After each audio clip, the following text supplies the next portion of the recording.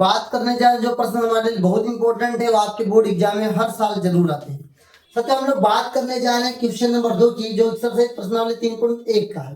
देखिए अनुपातों a1/a2 कामा b1/b2 कामा c1/c2 की तुलना कर ज्ञात कीजिए कि निम्न समीकरण युग्म द्वारा निरूपित रेखाएं एक बिंदु पर प्रतिच्छेद करती हैं, समांतर करती है अथवा समपाती हैं। तीन समीकरण हमको देख के रखा है साथियों, तीन समीकरण युग्म दे के रखा है, तीन सवाल दे के रखा है और हमको इनमें से बताना है कौन समांतर है, कौन प्रतिच्छेद है, कौन समपाती है। जिन लोगों को इसका बेसिक नहीं पता है, मैंने क्लास जो आपका 3 है, चैप्टर 3 है, उसका मैंने इंट्रोडक्शन वीडियो बनाया है, उसको जाकर जरूर देखें, वहां से आपको बेसिक कंप्लीट हो जाएगी। उसके बाद अगर इस वीडियो को देखते हैं तो और आपका कॉन्सेप्ट क्लियर होगा। लेकिन अगर अभी तक नहीं देखा उसे तो चलिए कोई बात नहीं, पहले आइए प्रश्नों को देखते हैं, उसको बाद में देख लीजिएगा जब आपके पास समय मिलेगा। आइए सबसे पहले कैसे प्रश्नों को लगाना है उसके ऊपर हम लोग चर्चा करते हैं।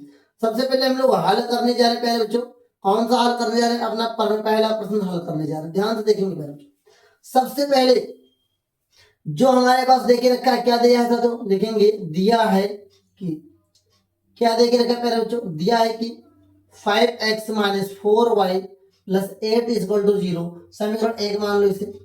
7x + 6y - 9 = 0, इसे समीकरण 2 मान लो। समीकरण 1 से a1 b1 c1 का मान निकालो, समीकरण 2 से a2 b2 c2 का मान निकालो। तो लिखेंगे a1 का मान 5, b1 का मान प्यारे बच्चों माइनस हो रहा है तो माइनस ले लेना है, और c1 का मान प्यारे बच्चों यहाँ पर 8 हो जाएगा। अब यहाँ देखेंगे a2 का मान प्यारे बच्चों 7 हो जाएगा, b2 का मान प्यारे बच्चों 6 हो जाएगा, और c2 का मान प्यारे बच्चों 9 हो जाएगा। माइनस नहीं है तो माइनस नहीं लिखेंगे। इसके बाद हम तुलना करेंगे, किसकी तुलना करेंगे? ध्यान से देखेंगे। a1/a2 पहले निकालना होता है। a1 का मान 5 है और a2 का मान 7 है। फिर निकालना होता है पहले बच्चों b1/b2 = -4/6। फिर इसके बाद निकालना होता है c1/c2, इसमें देखेंगे 8/-9। अब ध्यान से देखिए पहले बच्चों, जब हमारा a1/a2 बराबर b1/b2 हो जाएगा तब हम आगे देखेंगे। यदि हमारे ये दोनों सेम नहीं जा रहे हैं, सेम नहीं हो रहा है, तो हम आगे नहीं बढ़ेंगे। हमने इस सवाल में देखा है कि हमारा a1/a2 और b1/b2 बराबर नहीं है। अगर ये बराबर हो जाएगा तब हम c1 को देखेंगे, c2 को देखेंगे। हमने देखा a1/a2 b1/b2 बराबर नहीं है, तो हमारा आंसर यहीं पर बन जाएगा। लेकिन यदि ये दोनों बराबर होंगे तो हमको आगे बढ़ना है। ओके, मैं तरीका बता रहा हूँ, फिर से देखो। हमें a1/a2 निकाल लेना है, b1/b2 निकाल लेना है, c1/c2 निकाल लेना है। उसके बाद प्यारे बच्चों सबसे पहले हमको ध्यान से देखना है कि a1/a2 और b1/b2 सेम हो सकता है। अगर ये आपके दिमाग में इसे काट लें तो काट ले, चलो फिर से रिड्यूस कर लेते हैं। तो बताओ जी, 2 दूनी 4 और 2 3 6। अब कहीं बराबर हुआ? अब भी नहीं बराबर हुआ, तो हमारा a1/a2 b1/b2 बराबर नहीं है, तो हमारा आंसर यहीं पर बन जाएगा। जब ये बराबर होगा तब हम आगे बढ़ेंगे। तो आइए पहले ये बराबर नहीं, इसकी बात करते हैं। तो लिखेंगे यहां पर कह सकते a1/a2 does not equal b1/b2। फिर से a1/a2 is not equal b1/b2, मतलब a1/a2 b1/b2 के बराबर नहीं है। तो यहां पर क्या है? a1/a2 is not equal b1/b2 है। अतः दी गई रैखिक समीकरण युग्म क्या है? प्रतिच्छेद है। क्या बिंदु समीकरण प्रतिच्छेद करती है। उम्मीद करता हूं ये सवाल आपको समझ में आया होगा। प्रतिच्छेद क्यों करते प्यारे साथियों, क्यों ऐसा होता है? मैंने सब पहले से बता कर फिर से बता रहा हूं कि जिस भी रैखिक समीकरण युग्म में a1/a2 b1/b2 के बराबर नहीं होगा, वो क्या होगा? प्रतिच्छेद होगा। क्या होगा पहले तो? प्रतिच्छेद होगा। यदि ये दोनों बराबर होता तब हम आगे देखते। आइए अगले प्रश्न की ओर आगे बढ़ते हैं। अगला प्रश्न हमारे प्यारे साथियों, दूसरा प्रश्न देखेंगे।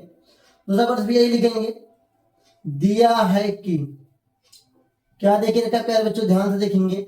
हमारे पास प्रश्न है 9x + 3y + 12 = 0, 18x + 6y plus 24 is equal to 0। वही काम फिर से हम लोग करेंगे। A1 अपान A2 पहले निकालेंगे। A1 का मान 9 है प्यारे बच्चों, पहले हम निकालेंगे तब इसके बाद निकालेंगे। A1 का मान, फिर B1 का मान, फिर C1 का मान। A1 का मान 9 है प्यारे बच्चों, B1 का मान 3 है, C1 का मान 12 है प्यारे बच्चों। और यहाँ पर हम निकालेंगे सबसे पहले A2 का मान, फिर B2 का मान निकालेंगे, फिर C2 का मान निकालेंगे। A2 B2 C2 कैसे निकलेगा ध्यान से देखेंगे। A1 B1 C1 समीकरण 1 से निकलेगा और A2 B2 C2 समीकरण 2 से निकलेगा। A2 मतलब पहला नंबर, पहला दूसरे समीकरण का पहला नंबर, समीकरण 1 ये है, समीकरण 2 ये आपका है। तो A2 का मान 18 हो जाएगा, B2 का मान 6 हो जाएगा और यहाँ पर C2 का मान 24 हो जाएगा। उसके बाद हम निकालेंगे पहले बच्चों A1 अपान A2। A1 का मान 9 अपान 18। फिर हम निकालेंगे पहले बच्चों B1 अपान प्यारे बच्चों B2। B1 का मान 3 है, B2 का मान 6 है, B2 का मान 6 प्यारे बच्चों। और उसके बाद प्यारे साथियों C1 अपान C2 है, ये हो जाएगा 12/24 प्यारे बच्चों। अब ध्यान से देखेंगे, हम इसे रिड्यूस कर सकते हैं, रिड्यूस होने वाला है प्यारे बच्चों। 9 1 जा 9, 9 2 जा 18। अगर कोई प्रश्न ऐसा आ जाए और रिड्यूस होने वाला तो रिड्यूस करना बहुत ही जरूरी है। 3 एकम 3, 3 दूनी 6 प्यारे बच्चों, ये भी 1/2 आ जाता है। 12 एकम 12, 12 दूना 24, तो ये भी 1/2 आ जाता है। हमने क्या देखा, ध्यान से देखेंगे, हमने क्या देखा, हमने देखा कि हमारा A1 अपान A2, B1 अपान B2, C1 अपान C2 तीनों का मान रिड्यूस करने के बाद सेम हो गया, तीनों का मान रिड्यूस करने के बाद बराबर आ गया। तो जब ऐसी कंडीशन आ जाए तब क्या करना है, ध्यान से देखेंगे। तो यहाँ लिखेंगे, यहाँ पर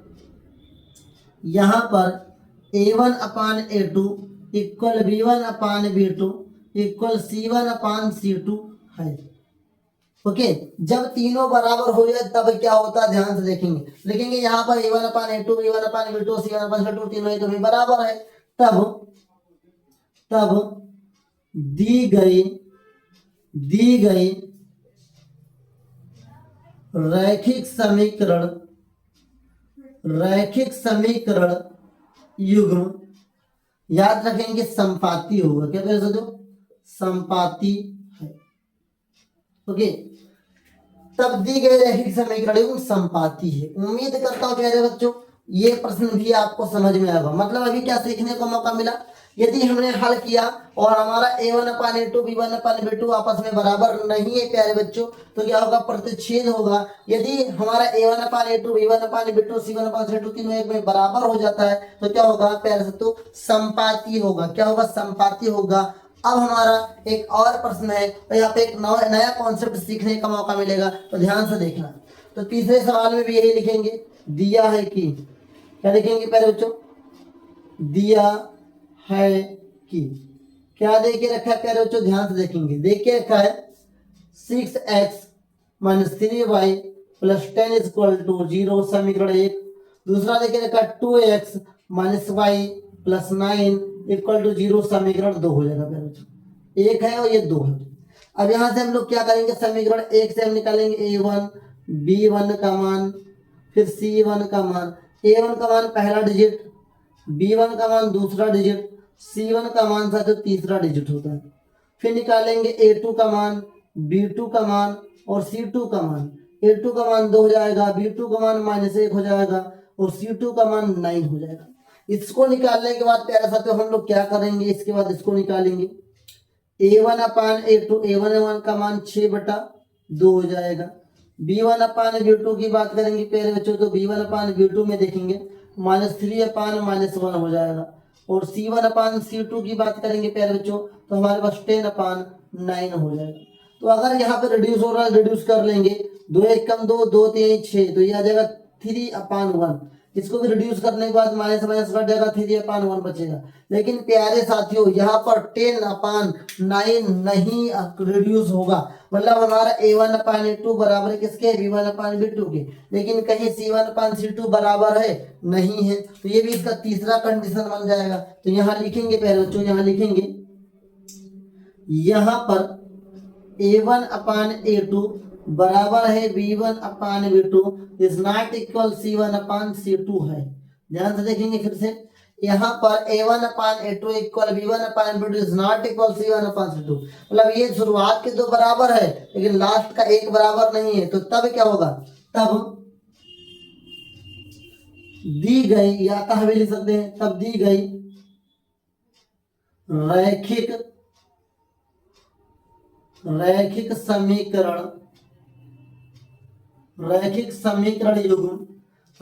समीकरण युग्म क्या होगा साथियों, समांतर होगा।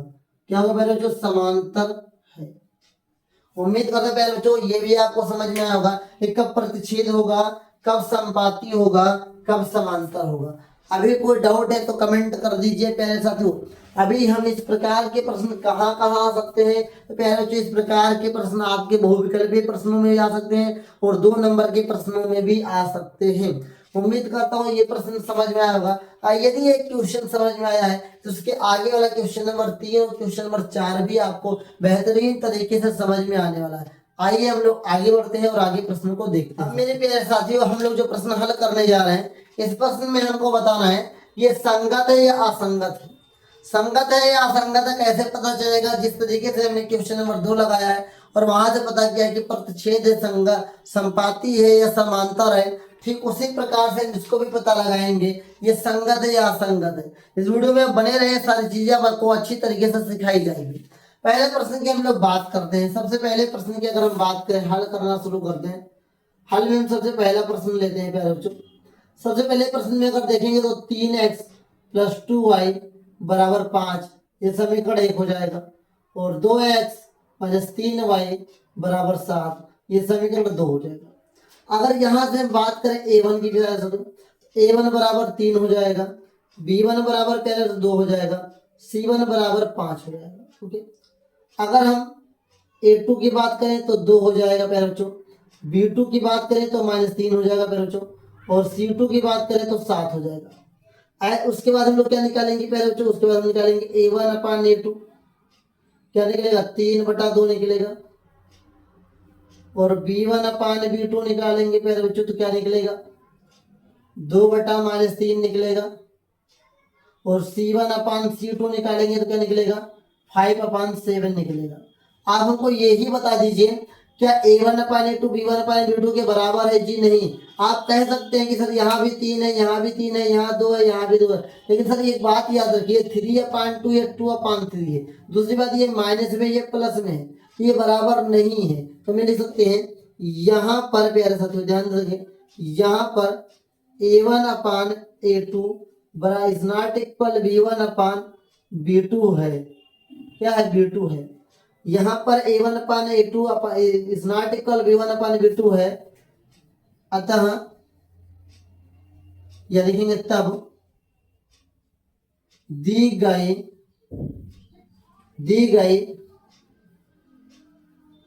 रैखिक समीकरण युग्म प्रतिच्छेद है, क्योंकि आपको पता चल चुका है प्रतिच्छेद है, इसलिए यह संगत है। क्या है, संगत है। ओके, पता चला संगत क्यों प्यारे बच्चों, ये प्रतिच्छेद है इसलिए संगत है। इस तरीके से आपको लिखना है। स्टेटमेंट बहुत ही जरूरी होता है लिखने के बाद। सवाल लगाने के बाद स्टेटमेंट आपका नहीं लिखा है तो हो सकता है प्रश्न आपका गलत निकल जाए, लेकिन यदि आप स्टेटमेंट लिखते हैं तो आपका सवाल सही बहुत ज्यादा तरीके से निकलेगा। उम्मीद करता हूं ये प्रश्न आपको समझ में आ रहा होगा धीरे धीरे। अगर इसी में हम क्वेश्चन नंबर 2 की बात करते हैं, इसको सबसे पहले ऐसे लिख लेंगे पहले बच्चों। क्या है, 2x - 3y = 8। फिर इसकी बात करते हैं 2 कितना 4 है पहले बच्चों, 4x - 6y = 9। अगर हम a1 की बात करें पहले बच्चों, b1 की बात करें और c1 की बात करें, a1 का मान 2, b1 का मान -3 हो जाएगा पहले बच्चों, c1 का मान 8 हो जाएगा। अब यहाँ पर हम बात करें a2 की बात करें, a2 का मान 4 होगा, b2 का मान -6 होगा, और c2 का मान पहले बच्चों 9 होगा। फिर हम क्या निकालेंगे, ध्यान से देखेंगे आप लोग, a1/a2 निकाला जाता है। ध्यान से देखिए, ध्यान लगा के रखिए तभी आप समझ पाएंगे बच्चों। तो a1/a2, a1 का मान कितना है 2 है प्यारे बच्चों, a2 का मान कितना है 4 है। ध्यान से देखेंगे, अगर हम b1 की बात करें और इसके अपान में b2 की बात करें तो ध्यान से देखेंगे b2 का मान b1 का मान -3 है और b2 का मान -6 है। इसके बाद हमें निकालना है c1 अपान c2 का मान, जिसका मान है 8/9 प्यारे बच्चों। यहाँ से देखेंगे 2 1 जा 2 2 2 जा 4, जिसका मान है 1/2, 3 1 जा 3 3 2 जा 6 प्यारे बच्चों, इसका मान भी 1/2 आएगा। सेम माइनस तो कट जाएगा। हमने ये देखा प्यारे बच्चों a1/a2 का मान तो बराबर है, a1/a2 का मान तो बराबर है, बट ये बराबर नहीं है। कहीं बराबर है, नहीं बराबर है, तो ये दोनों सेम है, ये बराबर नहीं है। तो लिखेंगे क्या, लिखेंगे ध्यान से देखेंगे प्यारे बच्चों, लिखेंगे यहाँ पर a1/a2 इक्वल b1/b2 है, इज नॉट इक्वल c1/c2 है।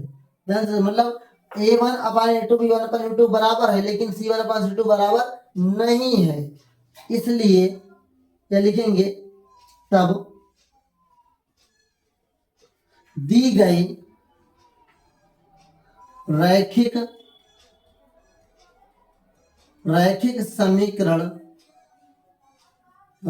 समीकरण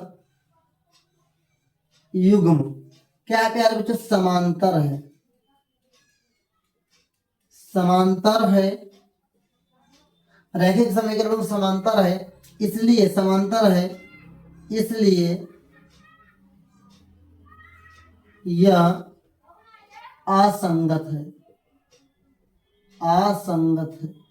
उम्मीद कर रहा हूं आपको समझ में आ रहा होगा। आपको पता चलेगा ये असंगत क्यों है, क्योंकि ये समांतर है प्यारे बच्चों। यदि ये समांतर नहीं होता तो असंगत नहीं होता। अगर ये प्रतिच्छेद है तो कैसा है, संगत है, समांतर है तो कैसा, असंगत है। उम्मीद करता हूं अभी तक जो मैंने इसके 2 प्रश्न आपको हल करके दिखाया और समझाया है, आपको समझ में जरूर आया होगा। आइए इसी का क्वेश्चन नंबर हम लोग तीसरा भी देख लेते हैं प्यारे बच्चों। तीसरा प्रश्न क्या लिखा हुआ है, अब इसको हम लोग सही तरीके से लिखेंगे। ध्यान से हम इसको जब इस प्रकार से नंबर आ जाए तो क्रॉस मल्टीप्लाई करेंगे। 3 3 जा 9 9x प्लस 2 5 जा 10 10y, क्रॉस मल्टीप्लाई कर रहे हैं प्यारे बच्चों, और 3 दूनी 6 को 7 से गुणा कर देंगे तो हो जाएगा 42 प्यारे बच्चों।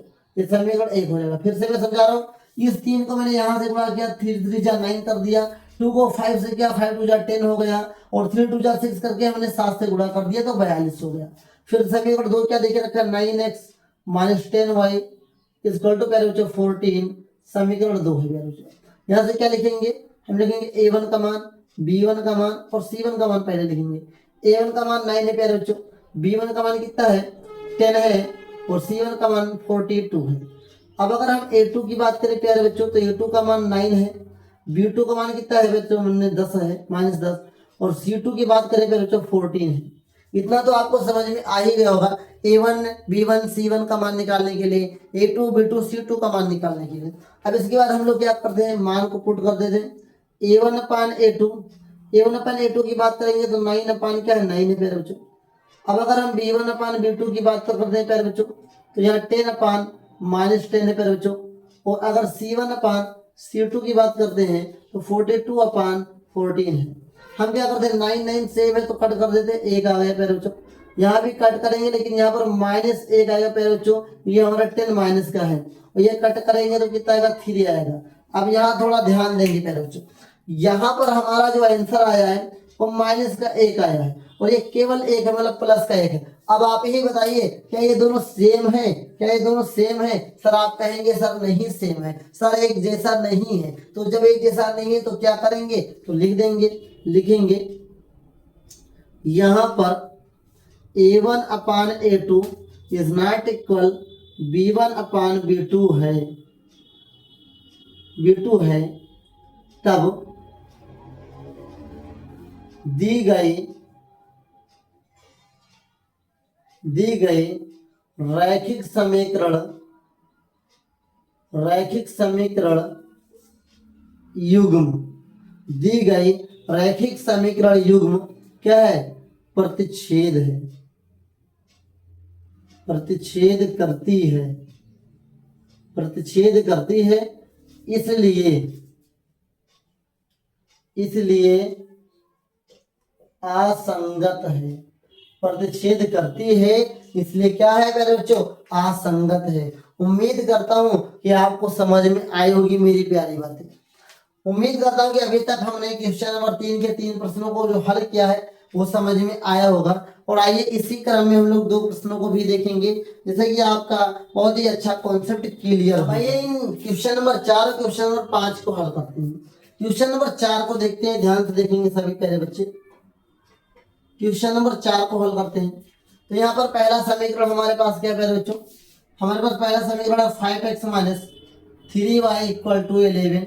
दूसरा समीकरण है minus 10x plus 6y equal to minus 22। ये समीकरण 1 है प्यारे बच्चों, ये समीकरण 2 है। तो हम क्या लिखेंगे, सबसे पहले a1 b1 c1 का मान। a1 का मान 5 है प्यारे बच्चों, b1 का मान माइनस 3 है, c1 का मान 11 है। अब यहाँ देखेंगे तो a2 b2 c2 का मान, a2 का मान पहला डिजिट माइनस 10, b2 का मान प्यारे बच्चों 6 होगा, c2 का मान कितना होगा माइनस 22 होगा। इतना तो आपको समझ में आ गया होगा। अब ध्यान से देखेंगे तो हम क्या लिखेंगे, सबसे पहले a1 अपान a2 का मान। a1 का मान कितना है 5 है प्यारे बच्चों, a2 का मान कितना है माइनस 10 है। हम लिखेंगे b1 अपान b2 का मान तो माइनस 3 अपान 6। फिर लिखेंगे प्यारे बच्चों c1 अपान c2 का मान तो 11 अपान माइनस 22। अब कट कर सकते हैं, रिड्यूस हो जाएगा, ये 5 एकम 5, 5 दूनी 10, ये हो जाएगा माइनस 1/2। 3 एकम 3, 3 दूनी 6, ये भी हो जाएगा माइनस 1/2। फिर 11 एकम 11, 11 दूना 22, ये भी हो जाएगा माइनस 1/2। हमने क्या देखा, हमने ये देखा साथियों कि जो पहला ये है और ये है, ये तीनों वैल्यू क्या सेम है। और अब तो आपको पता चल ही गया होगा कि जब a1 अपान a2 b1 अपान b2 c1 अपान c2 तीनों का मान बराबर होता है तो क्या होता है। कमेंट करके बता दो, मैं रुका हुआ हूँ अभी, कमेंट करो तब आगे बढ़ते हैं। हो गया कमेंट ना, नहीं हुआ तो कमेंट कर देना, बहुत माने जाओगे। चलिए ध्यान से देखें, जब तीनों बराबर होता है तो पहले बच्चों क्या होता है, संपाती होता है। क्या लिखेंगे, यहाँ लिखेंगे, यहाँ पर प्यारे बच्चों क्या है, a1 अपान a2 बराबर है b1 अपान b2 बराबर है c1 अपान c2 है। तब दी गई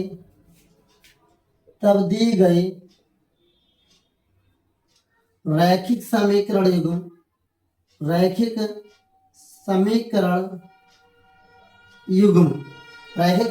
युग्म क्या है, संपाती है, इसलिए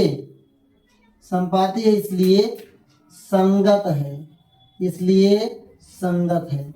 और पसंद आया आपको मेरी बात, पसंद आ रहा है मेरा तरीका, देख रहे हो ना विनोद कैसे बच्चे मुस्कुरा रहे हैं देखने के बाद। हंस लो जितना हंसना है, बैठे बैठे जो हंस रहे हो ना, सवाल समझने के बाद ही करो, ही ना करो, समझ लो।